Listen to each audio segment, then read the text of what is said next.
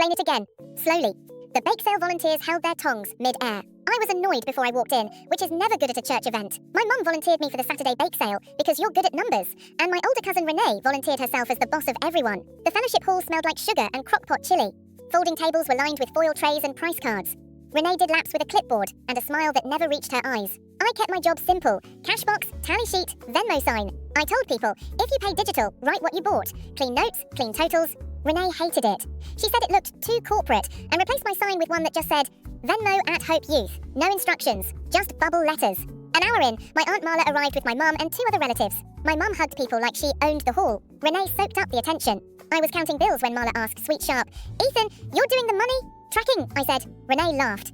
He insisted. He loves spreadsheets. I don't love spreadsheets. I love not being blamed when totals don't match.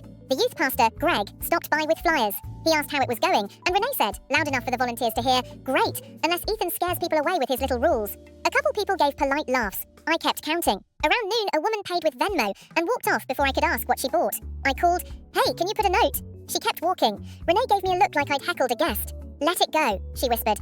Be welcoming. 10 minutes later, Greg came back, frowning at his phone. He held it up and asked, why are payments coming in labelled hush money? The room didn't go silent. It got still. Hands paused. Greg turned the screen toward Renee. A transaction list, names, amounts, and little notes. One said, hush money. Another said, for the drama. Another said, church tax. My stomach dropped. Someone thought they were being funny, and now the joke had a timestamp. Renee didn't look at the phone. She looked at me.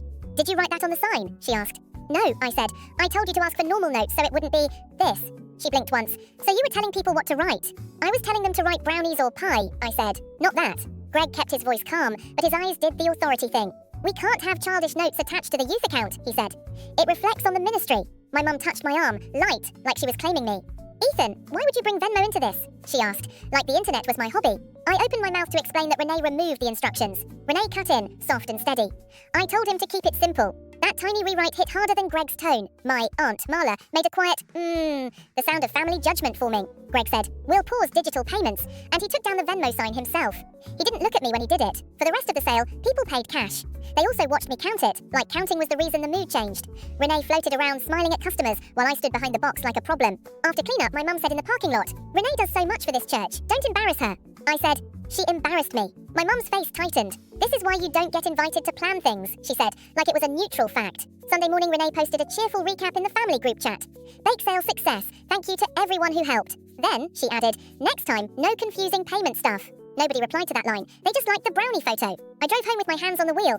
I didn't tell my mum that was the point. I still hear Greg's question and feel the hall freeze. Not because of a dumb Venmo note, but because everyone decided the numbers guy must have been the one making it weird.